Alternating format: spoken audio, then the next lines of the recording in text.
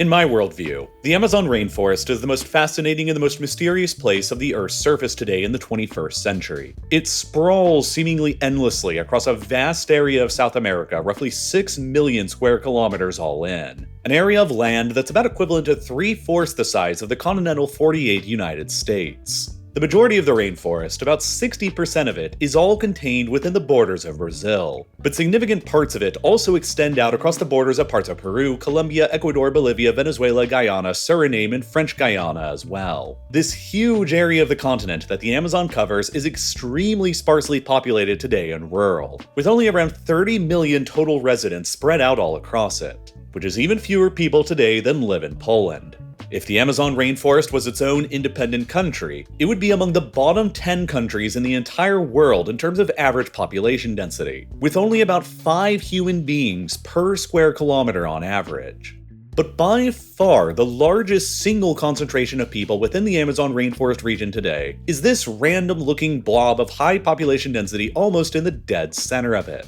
which is the Brazilian city of Manaus. Home to well over 2 million people today, Manaus is the 7th largest city in Brazil, but its weird location in the middle of the Amazon also makes it the most heavily isolated city in the entire Western Hemisphere to have a population of more than 1 million people, as there isn't a single other city of comparable size to it anywhere within 1,000 kilometers in every direction. And so, as you'd expect, actually physically getting yourself there doesn't work like most other cities do. There still aren't any paved roads that connect Manaus to the rest of the Brazilian core thousands of kilometers away to the east. It's theoretically possible to drive from cities like Sao Paulo or Rio de Janeiro to Manaus, but for hundreds of kilometers along Brazilian Highway 319, the route is currently unpaved, and whenever it rains there, which, believe it or not, is a frequent occurrence in the rainforest, the unpaved road turns into a muddy quagmire with endless nothing all around it. No cell service, and no chance of getting a tow truck to bail yourself out. So that road is a pretty sketchy option to actually take. And even when you get to the other end of the highway close by to Manaus, you'll still have to take a ferry over to the city since the entire length of the Amazon River still doesn't have a single bridge that crosses over it. The primary actually paved road that connects Manaus to the rest of the outside world runs to the north of it up towards Venezuela, Brazilian Highway 174. This route makes it, at least in theory, sort of possible to safely drive along paved roads to the rest of the Brazilian core. But the catch is that you'd have to travel all the way around through Venezuela, Colombia, and Peru just to re-enter back into Brazil again. Meaning that for most practical purposes, the only ways that most people from the rest of Brazil usually get to Manaus isn't by land, but by airplane or by taking a boat down the Amazon River itself, which is fully navigable to ocean-going vessels for about 2/3 of its course deep into the continental interior. Another similar blob of high population density in the middle of the modern Amazon is the Peruvian city of Iquitos, which is home to around 500,000 people today and is in theory even more isolated than Manaus is. Not because of distance from other large settlements, but because of logistics. Other than for a single 100-kilometer dead-end stretch of road that ends in the nearby town of Nauda, there aren't any other roads at all that connect Iquitos with anywhere in the outside world, which makes it the largest city in the world that can't be reached by road that isn't on an island. Iquitos exists precisely where it does because it sits at about the exact spot on the Amazon River that's still fully navigable all the way out to the Atlantic Ocean,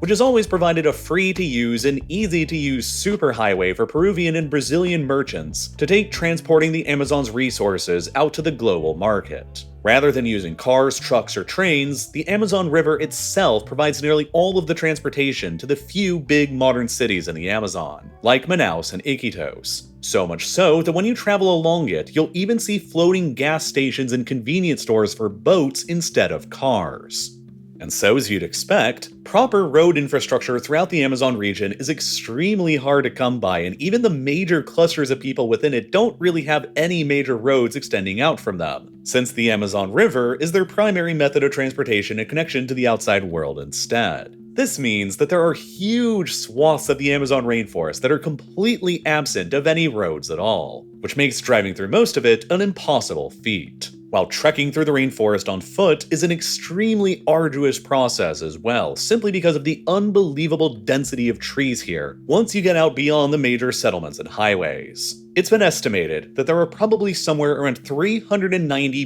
billion individual trees densely packed all throughout the Amazon rainforest, which is nearly 4 times as many stars as exist in the entire Milky Way galaxy. A single square kilometer of the forest can contain up to 150,000 individual trees and well over 90,000 tons of plant biomass. A fact that can be clearly seen when you look at images like these ones of the city of Manaus that butts right up against the boundary with the Amazon. On one side, you have a dense city that's like an island of civilization, and on the other, you literally have 1,000 kilometers of super dense, wild rainforest that's mostly just empty of people. So observing what the Amazon's actual surface looks like from the ground from anywhere beyond the Amazon River or from the handful of roads and settlements dotted throughout it has always been very difficult. While for most of modern history, observing what the Amazon surface looked like from the air with aircraft or even with satellites have also been practically impossible because of just how insanely dense and thick the rainforest canopy is everywhere throughout it.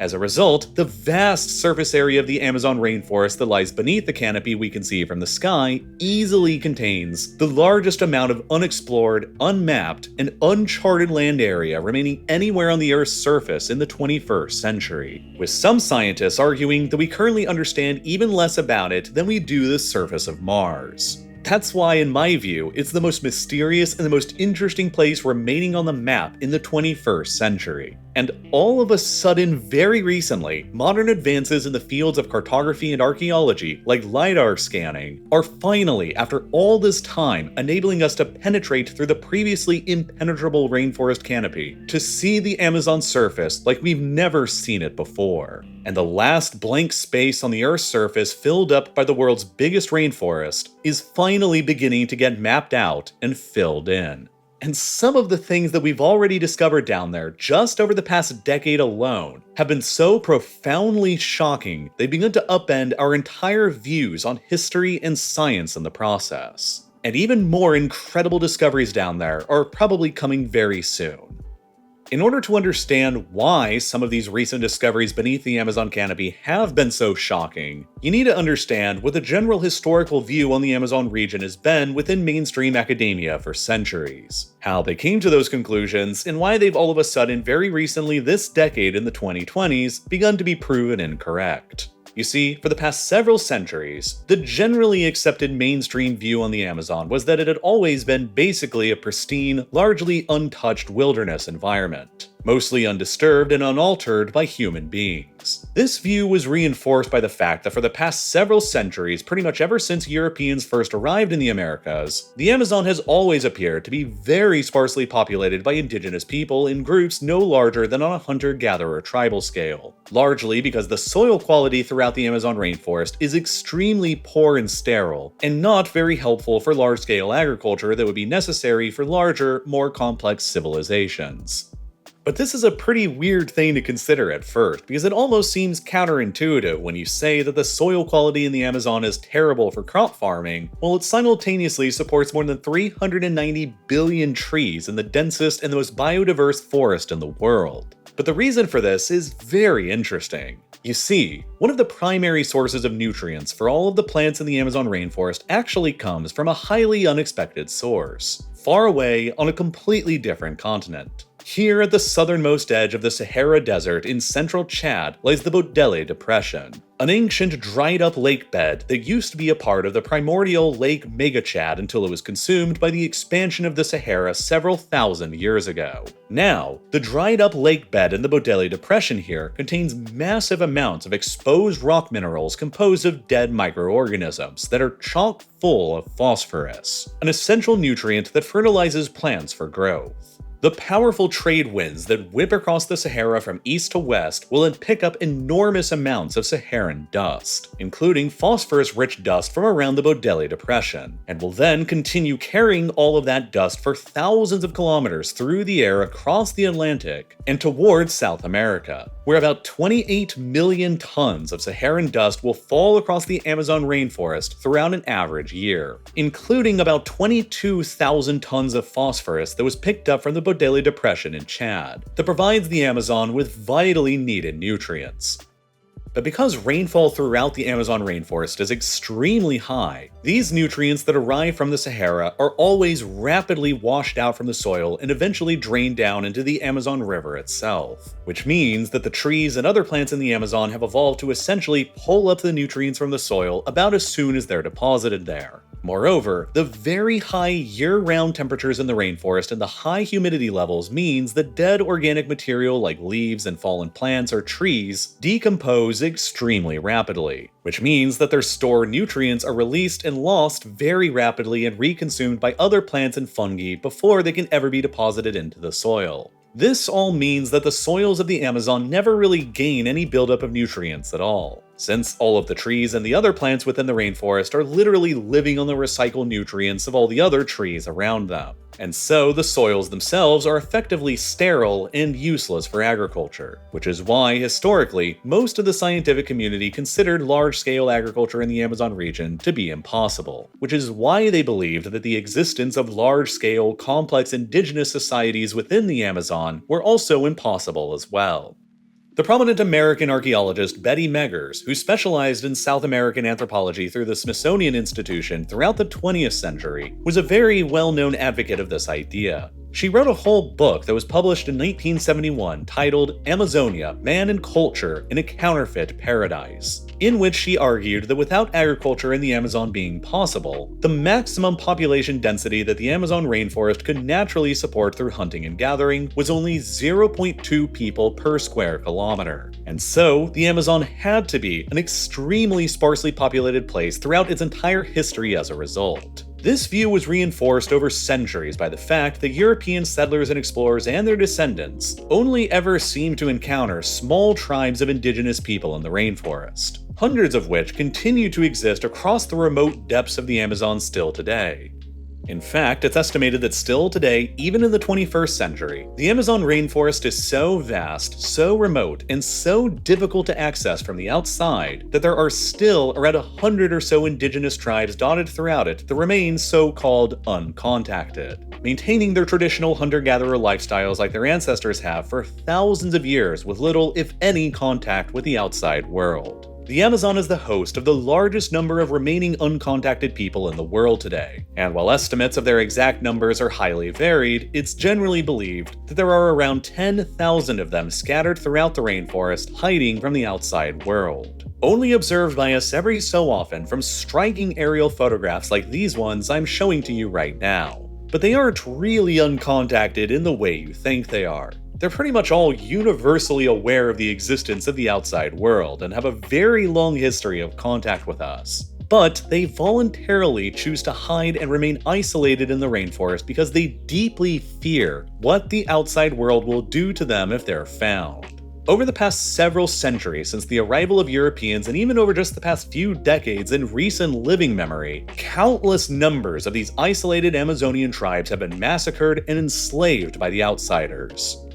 Across the late 19th and early 20th century, when the importance of rubber as a strategic material exploded, the rubber tree that's naturally indigenous to the Amazon basin correspondingly exploded in value and importance as well, which resulted in an unprecedented surge of European colonists flocking into the Amazon basin to strike out their fortunes, and was the catalyst for the growth of the few big Amazonian cities along the navigable stretch of the Amazon River, like Manaus and Iquitos I mentioned previously. However, as the demand for labor on the growing Amazonian rubber plantations expanded, the European owners of the plantations engaged in massive slave raids on the Amazon's indigenous populations and forced hundreds of thousands of them to work on the rubber plantations in appalling conditions with extremely high mortality rates as high as 90% in some instances, that some historians have compared in scale and brutality to the Holocaust or the Armenian genocide. In the aftermath of the rubber boom in the mid to late 20th century, the indigenous survivors of this genocide in the Amazon fled into the most remote and difficult to access depths of the rainforest, with their memories of the horrors the outside world inflicted upon them passed down through the generations. So, rather than keeping themselves hidden from the outside world because they just prefer to keep their more traditional, simple lifestyles, they really keep themselves hidden out of this very deeply ingrained fear of what the outside world will do to them again if contact with us is ever re-established.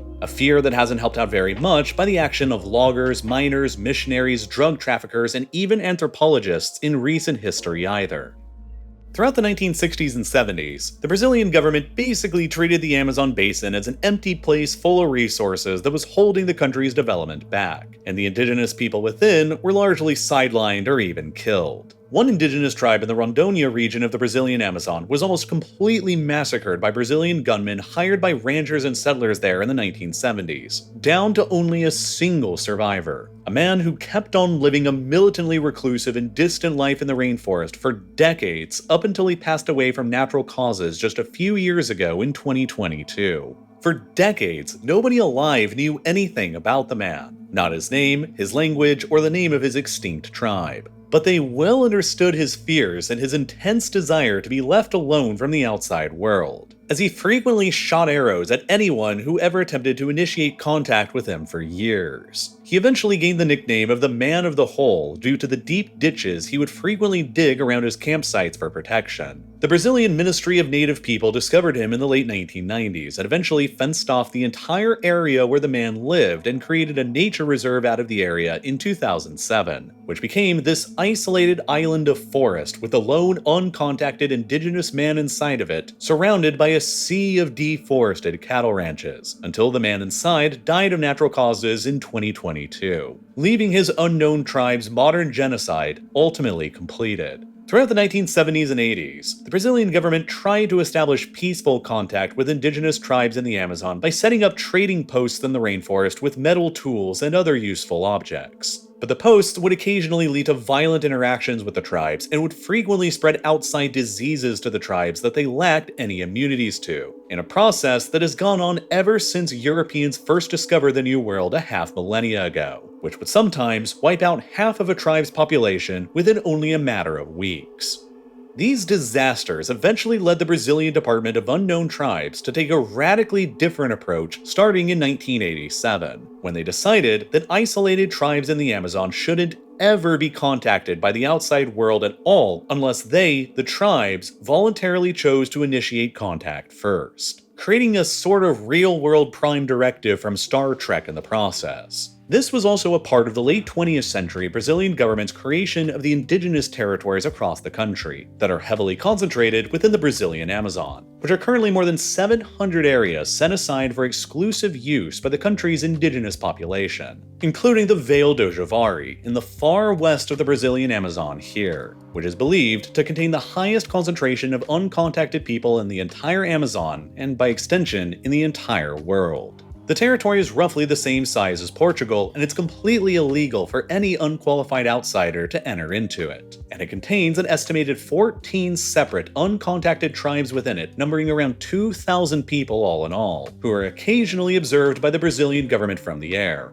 which is where most of these striking aerial photographs of uncontacted people in the Amazon have come from. The Vale do Javari itself is part of a much wider area today that's known as the uncontacted frontier, an arc of the remote western Amazon region that straddles the border between Brazil, Peru, and Bolivia, that's arguably the single most remote location anywhere on the Earth's surface that remains in the 21st century. Nowhere else in the world today are there more uncontacted people than here, including a highly elusive tribe known as the Mashco Piro on the Peruvian side of the uncontacted frontier, around 50 of whom were recently seen and photographed by an organization known as Survival International in July of 2024. During a very rare encounter with the outside world. Because of these very recent photos and this encounter, the Mashco Piro are now believed to be the single largest uncontacted tribe remaining in the Amazon and in the world, probably numbering around 750 total individuals. Their location was also notably captured here only a few kilometers away from an active logging company, which Survival International says threatens the tribe's continued existence. Critics of the Brazilian system of indigenous territories argue that they permanently reserve about 13% of the country's total land area to a small population of indigenous people that only make up 0.4% of Brazil's total population,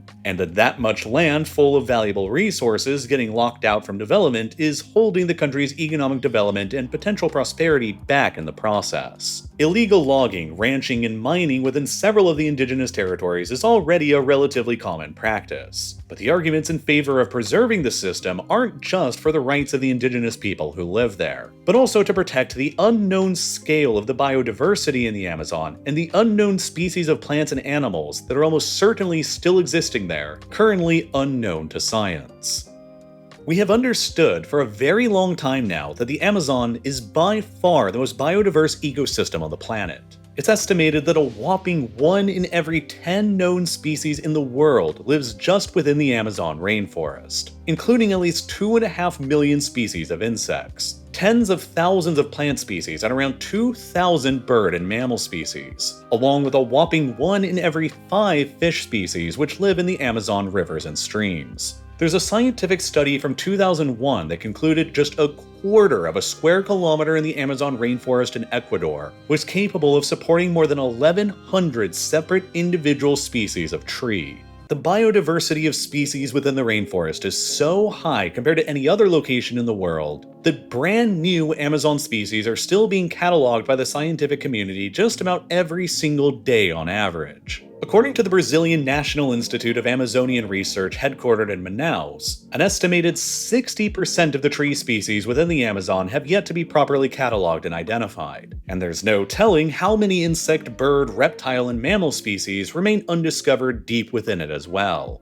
Some of the most recent animal discoveries made in the Amazon have been particularly interesting, such as this red-striped monkey that was only discovered in 2015, this species of dart frog that was only found in 1999, this bald parrot that was only discovered in 1999 as well, or this unique species of blind and bright red catfish that was only discovered in the waters of the Amazon in 2007. There's even a huge new species of northern green anaconda that was only very recently discovered in the Amazon by researchers this year in 2024, that could potentially be the biggest snake species in the world, though that's currently unconfirmed.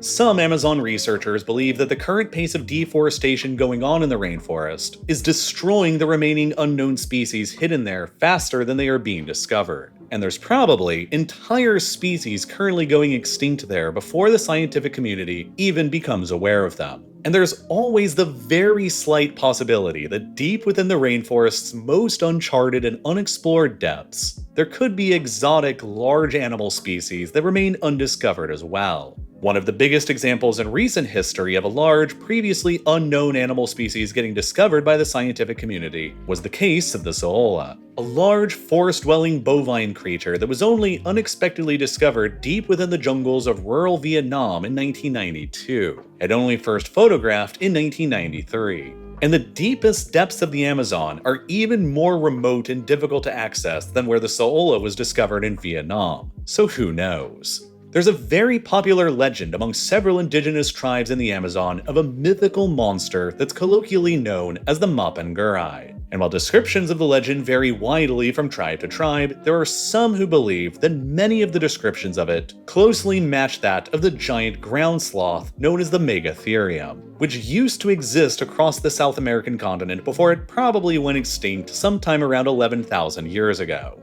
The Megatherium was a giant ground sloth that was about the same size as a modern-day African elephant, and a very recent discovery in 2023 nearby to the Amazon of a set of Megatherium bones modified into jewelry appears to suggest that at some point in history, indigenous people in the Americas used to live side by side with the giant ground sloth, the knowledge of which could have potentially been passed down orally from generation to generation and eventually became the basis for the modern Mapinguari myth. But that hasn't stopped some people from speculating that the continued reportings of the Mapinguari by indigenous tribes in the Amazon suggest that the Megatherium could still have survived after all this time somewhere deep inside of the rainforest. But that's probably not the most likely possibility, because a creature of that enormous a size would leave behind major signs of its existence, like carcasses, hair, droppings, remains and predator droppings, and much more, that have to date never actually been found. And even though the Amazon is a big and remote place, hiding a creature of that size for this long would still probably be almost impossible. But that doesn't mean it isn't still fun to think about and speculate. If a large, living, extant land animal currently unknown to science was going to exist anywhere on the Earth's surface today, it probably would be somewhere deep within the Amazon hidden beneath the canopy. And while one of the most fascinating recent scientific discoveries made within the Amazon wasn't of a large, legendary living animal, it was still just about as exciting as one anyway. In 2011, a geoscientist named Andres Russo, who grew up in Peru, Nicaragua, and the United States, had heard legends dating back to his childhood of a boiling hot river that supposedly existed somewhere deep within the Amazon. So that year, he set out on an expedition deep within the rainforest of central Peru to try and see if he could find it. And sure enough, hundreds of kilometers away from the nearest active volcano, he stumbled upon the legendary boiling river, now known to the outside world as the Shanay Tempishka, a fully flowing 6.5 kilometer long river whose waters average a scalding temperature of nearly 86 degrees Celsius, or 186 Fahrenheit. Not exactly boiling technically speaking, but still hot enough to almost instantly kill any animal or person unfortunate enough to fall inside. The local indigenous people had, of course, known about the boiling river in the Amazon for generations. But until Russo's encounter with the river in 2011, it remained completely unknown to the rest of us in the outside world outside of legend. And it's now understood to be the longest and hottest boiling river known in the world. A natural wonder as wide as a 2-lane street and nearly 5 meters or 16 feet deep in places. Made even more puzzling that it isn't volcanic activity that causes the river to get so hot, but a geothermal feature beneath the area instead. And almost a century before Russo's expedition in the Peruvian Amazon revealed the boiling river to Western science based only on hearing about a legend, another Western explorer set out on a series of expeditions across the Amazon based on hearing similar rumors and legends about long-lost civilizations and ruins, hidden deep within the Amazon despite the contrary academic consensus. A British man named Percy Harrison Fawcett. In the early 20th century, Fawcett became obsessed with finding a lost civilization in the Amazon rainforest that he believed existed, and which he steadily began to call the Lost City of Z. Part of his convictions on this lost civilization's existence stemmed from the historical record of early European explorers in the Amazon, like Francisco de Orellana, a Spanish conquistador who became the first European to sail through the entire length of the Amazon River between 1541 and 1542 during his search for the legendary city of El Dorado. During his early voyage through the Amazon, Orellana reported coming across several large indigenous cities that featured dense populations, organized armies, fortified towns, well-developed and maintained roads, and even monumental construction projects, reporting that for centuries was widely believed to be nothing more than the wild exaggerations of a glory-hungry conquistador. Countless expeditions across the following centuries were made in the Amazon to try and find any traces of these lost cities, but none were ever successful, and the legends of them inspired Fawcett to begin his own expeditions for them in the early 20th century. For nearly 20 years between 1906 and 1924, Fawcett took 7 expeditions throughout the Amazon region in search of his lost city of Z, with a heavy focus on the southeastern Amazon in Brazil and the western Amazon region in Bolivia and Peru. But over all that time, he never ended up discovering anything very substantial. No giant stone ruins, no lost cities, and only small bands of indigenous tribes in little villages. In 1925, Fawcett organized his 8th and ultimately final expedition to find the lost city of Z, along with his son, a friend, 2 horses, 8 mules, and a pair of dogs. They set out for the city of Cuiabá on the edge of the Amazon in western Brazil, and after they crossed the upper Xingu River into the rainforest itself, none of them were ever seen or heard from again, and simply vanished into the vastness of the Amazon forever. Their ultimate fates still unknown to us an entire century later. Fawcett's ill-fated expeditions that failed to find any lost civilizations in the Amazon appear to only further support the mainstream consensus that such Amazonian civilizations never actually existed, and that the rainforest had always been a largely pristine, sparsely inhabited wilderness. But then, several decades later, beginning in the 1970s, a series of steady archaeological discoveries in the Amazon would slowly begin to shift this centuries-long held viewpoint. In 1977, a researcher named Ondamar Dias discovered a series of large-scale man-made geoglyphs within the Acre region of the Brazilian Amazon, in recently deforested land there, while even further discoveries were made by flying aircraft over the region. To date, since that time, literally hundreds of these kinds of complex geoglyphs have been discovered by researchers across the Acre region that have been dated to have been constructed between 1 AD and 1250. Which suddenly reignited the interest in the possibility of there maybe being advanced pre-Columbian civilizations in the rainforest that had remained undiscovered. In the Upano Valley region of the Amazon in eastern Ecuador, traces of settlements were discovered by researchers in the 1970s, and then more clues there began to get uncovered by archaeologists led by Stephen Rothstein with France's National Center for Scientific Research, who began excavations in the area in the 1990s when they began discovering large dugout ditches and even roads that had been long overgrown by the rainforest's foliage. And around the same time in the 1990s, another team of archaeologists led by Michael Heckenberger from the University of Florida began exploring an area in the upper Xingu region of Brazil, very nearby to the area where Fawcett mysteriously disappeared from in the 1920s during his search for the lost city of Z. And they also discovered ancient roads, bridges, and ditches that appear to form the remnants of long-lost walls, moats, and causeways that over decades of hands-on, on-the-ground studying steadily added up to a collection of at least 19 large pre-planned pre-Columbian villages in the region that featured well-planned circular plazas.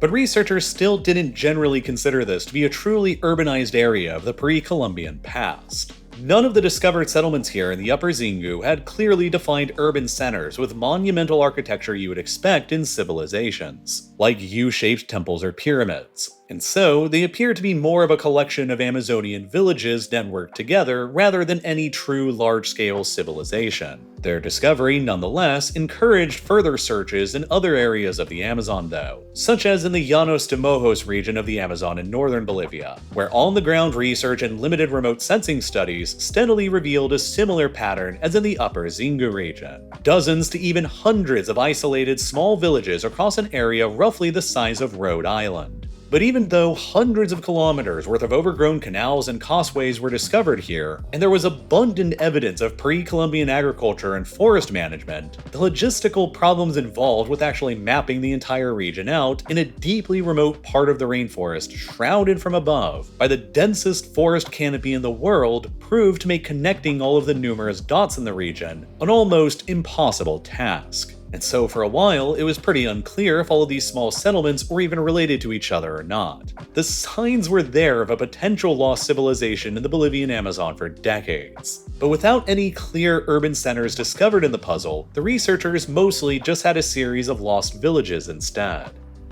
But all of that would finally and very suddenly change only very recently in 2022, when a team of archaeologists operating in the region led by Heiko Prümers of the German Archaeological Institute released an earth-shattering paper in the journal Nature. His team pursued a different approach that utilized a new key technology that is quickly revolutionizing the field of archaeology and our understanding of what exists beneath the Amazon rainforest. Lidar, an acronym for Laser Imaging Detection and Ranging. Flying in a helicopter about 200 meters or 650 feet up above the floor of the rainforest, the team used an onboard LiDAR system to shoot down a grid of infrared beams down to the surface that ignore the dense foliage in the canopy, hit whatever is actually down below on the surface, and then bounce back up to the system on the helicopter with a measure of distance in between. As the helicopter flies over the area being surveyed, the LiDAR system steadily creates a colossal number of data points that eventually creates a high-resolution map of the surveyed area without any of the trees being present, which reveals what the area actually looks like.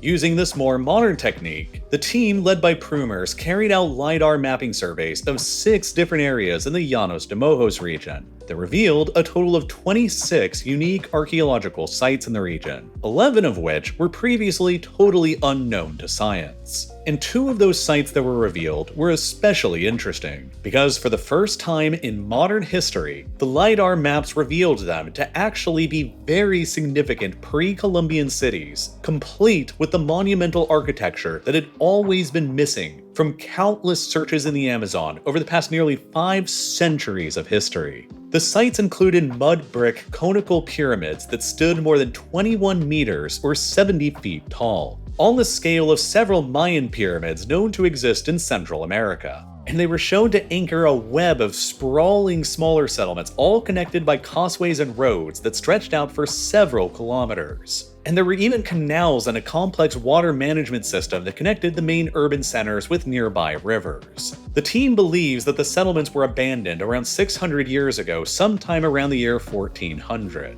nearly a century before the arrival of the Europeans for unknown reasons. But their existence finally proved that dense, complex societies within the Amazon rainforest capable of building monumental architecture did indeed exist at some point in the pre-Columbian past, and that the Amazon was significantly more densely populated in the past than previously believed. The Llanos de Mojos region in the Amazon alone, a region roughly the size of England, is now believed to have supported as many as 1 million people before the arrival of Columbus. And it was all right in the middle of many of the areas that were explored by Fawcett's Lost City of Z expeditions more than 100 years ago.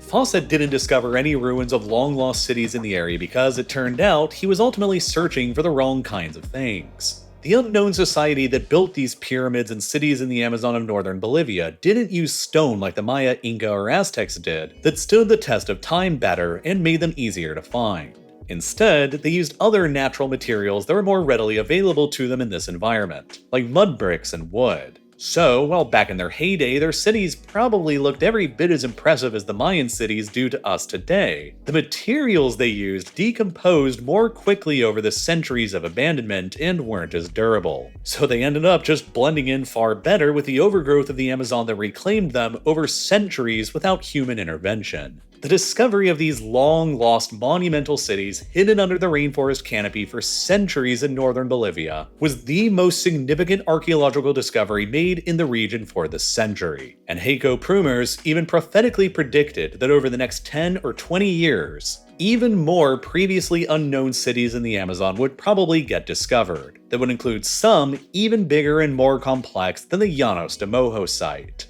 And it would only take fewer than 2 years for him to be proven right.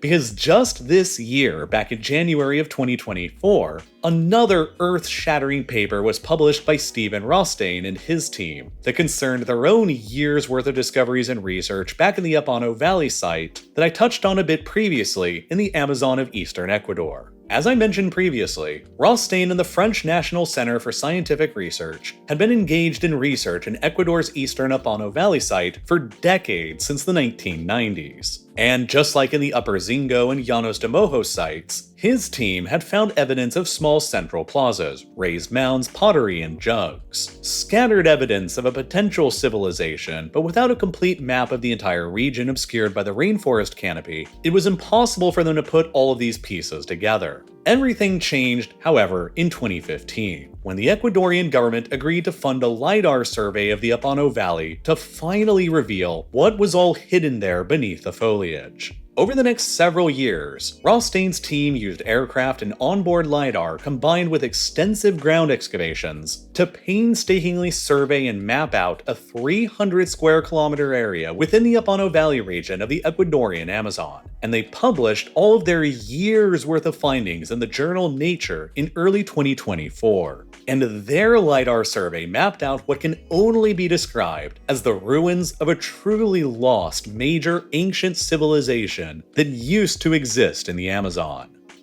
Their survey in this 300 square kilometer area, about the same size as the island of Malta, uncovered more than 6,000 individual rectangular platforms that measured about 20 meters by 10 meters and about 2 to 3 meters high, all arranged in groups of between 3 and 6 units clustered around a plaza with a central platform. These were thousands of long-abandoned homes, with areas of especially dense settlement concentrations forming heavily urbanized areas. And one of the structures their LiDAR uncovered within the plaza of one of the densest complexes was a massive 140 meter by 40 meter and 5 meter tall platform, probably the site of long-lost monumental buildings that were used for ceremonies. The settlements were all surrounded by webs of agricultural fields complete with extensive drainage canals and all interconnected by a huge network of long-lost and unused roads that included multiple impressive features.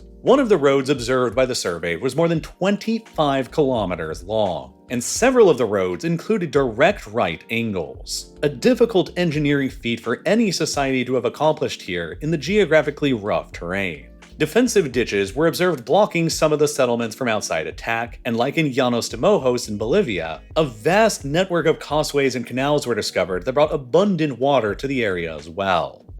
This discovery in the Ecuadorian Amazon revealed a society that was even denser and more complex than the previously discovered one in Llanos de Mojos in Bolivia, which itself was also an earth-shattering discovery in its own right. Some of the researchers involved have even postulated that back in their prime, the previously unknown about cities, streets, and monuments that the indigenous people constructed here in the Upano Valley rivaled or even surpassed those of the much more well-known Maya civilization in Central America. While the team who wrote the paper on the Upano Valley discovery stressed that estimating the site's previous population is extremely difficult, the paper's co-author, archaeologist Anton Dorison, suggested that as many as 30,000 people could have lived there at its peak, which would have put it on about the same scale as Roman-era London. Other experts believe that the Upano Valley site could have supported even more people, potentially as high as even 100,000 or so, which, if that's true, would have made it among the largest human settlements anywhere in the world at the time when it was populated. The other fascinating thing about this discovery is that it's believed to be ancient. Like, really ancient. The team dated the area to be inhabited sometime between around 500 BC at the earliest to sometime between 300 to 600 AD at the latest, meaning that whatever civilization existed here did so for around 1,000 years, along the same rough timeline as the Roman Empire in Western Europe did. By the time the European conquistadors arrived in the Amazon, these ancient civilizations' ruins had already been abandoned for around 1,000 years, and largely left behind to be reclaimed by the rainforest, which is no wonder why it was never rediscovered by anyone until the very late 20th to early 21st centuries. It's not very often that an entirely brand new civilization previously unknown to recorded history gets discovered these days in the 21st century. But that's exactly what the Upano Valley site discovery was, and why it is arguably, at least in my opinion, one of the most important archaeological discoveries of this entire century. The area around this part of the Amazon on the eastern slope of the Andes Mountains has soils that are richer than elsewhere in the rainforest because they've been fertilized by rich volcanic ash from nearby volcanoes, which is also a potential explanation for why the site was eventually abandoned. One of the volcanic eruptions nearby may have been big enough to have caused an apocalypse. But interestingly, small pockets of fertile soils have been recently discovered all throughout the Amazon rainforest by archaeologists that's called terra preta, or black soil translated literally from Portuguese. These pockets of terra preta are now understood to have been man-made. It was created by indigenous people adding a mixture of charcoal, bones, compost, and manure to the infamously sterile Amazonian soil. The charcoal they added would then remain stable within the soil for literally thousands of years, which binded and retained the soil's minerals and nutrients and turned its color into its characteristic black appearance. By doing this, indigenous people were able to create fertile soils out of the Amazon themselves, and modern archaeologists have discovered patches of terra preta all throughout the rainforest over the past few decades, with the probability of this fertile soil type appearing believed to be particularly high along the many rivers and streams located all throughout the rainforest. This all means that the long-held notions we've maintained for centuries about the Amazon being a sparsely populated, nearly pristine wilderness absent of civilizations have been dead wrong, and we're only just starting to understand what could all actually be hidden out there. We now understand that prior to the arrival of the Europeans, the Amazon was in fact a densely populated place that hosted complex civilizations. And there could have been as many as 8 million or more indigenous people living throughout the Amazon around the year 1500. Also at around the same time, it's also now believed that as much as 1/5 of the current Amazon rainforest was an open savanna type environment back then. which enabled Amazonian civilizations and environment to more easily thrive in, that was only taken over by the rainforest in the centuries after the Europeans arrived and caused an apocalypse to take place there. Introduced diseases brought by the Europeans like smallpox and measles, coupled with their own violence, decimated the indigenous populations of the Americas, including the indigenous people of the Amazon. When Francisco de Orellana sailed down the Amazon River in the 1540s, he actually probably did encounter very large Amazonian settlements and organized armies and societies.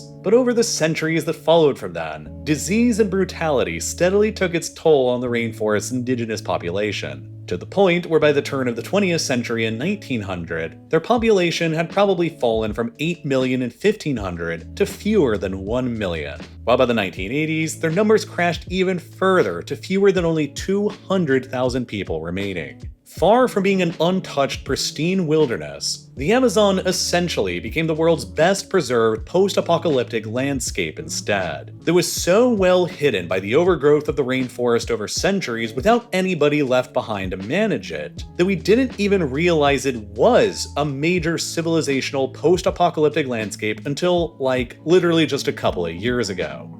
This all ultimately means that additional huge civilizational discoveries could be made out there in the future, and the Rothstein-led team that made the massive Upano Valley discovery in eastern Ecuador is already preparing to survey another 300 square kilometer site with Lidar that's directly adjacent to the 300 square kilometer site that they already surveyed, which could turn up even more history-changing discoveries soon. And as Lidar is used by more and more scientists and explorers in the 21st century to steadily peel back the foliage that has hidden the secrets of the Amazon for centuries, we will finally start to understand the complete map of the Amazon rainforest in the years and decades ahead. And there's just no telling what future great archaeological discoveries await us there. The rainforest still has a very low population density today, which means that the ruins and relics of these previously unknown Amazonian civilizations have been left almost completely undisturbed for centuries or even millennia. And as a result, the Amazon rainforest remains today the final vast location on the Earth's surface where previously hidden archaeological wonders could still lie, just waiting to be rediscovered again and understood by us. The Amazon will probably be the epicenter of major future archaeological discoveries throughout the rest of this decade and into the 2030s. And you should pay very close attention to all of it because it is all a very, very exciting time. We already know that indigenous peoples in the Amazon grew all kinds of staple crops, from sweet potatoes to maize and others that were traded all throughout the region. But if you're anything like me, you might also be wondering why it still takes so much money and time just to eat more healthily today. The global food supply runs more efficiently than it ever has, but there still seems to be this weird trade-off where you have to choose only two of the following three options with your meals: healthiness, affordability, and quickness. You can have a quick and healthy meal, but it'll be expensive. You can have an affordable and quick meal, but it'll be unhealthy. Or you can have a healthy and affordable meal, but it'll be time-consuming and inconvenient. For a long period in my life, I was really trying hard to figure out the answer to this dilemma by discovering a reliable source of meals that could encompass all three attributes: healthiness, affordability, and quickness. And I eventually discovered and became a customer of what ultimately became this video's sponsor, HelloFresh. The concept of HelloFresh is pretty straightforward. You just visit their app or website and select which meals you want to eat, and then the next week, an insulated box will show up on your doorstep filled with all of the fresh, pre-portioned, and partially prepared ingredients you need so that you can home cook your meals way faster than if you had wasted a bunch of time planning your meals out, going to the grocery store and picking out your own ingredients, and then coming home and prepping. And not only that, but you get everything you'll need in exactly the right quantities you need as well.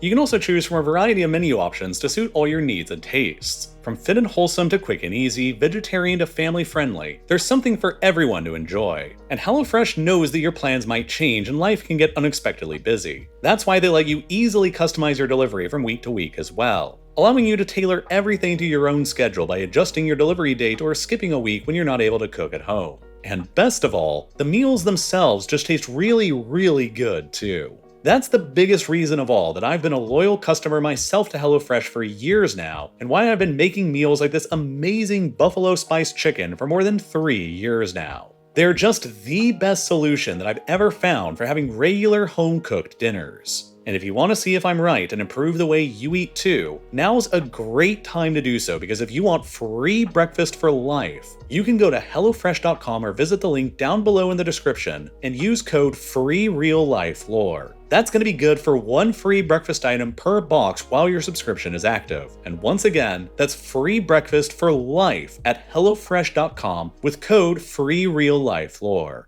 And as always, thank you so much for watching.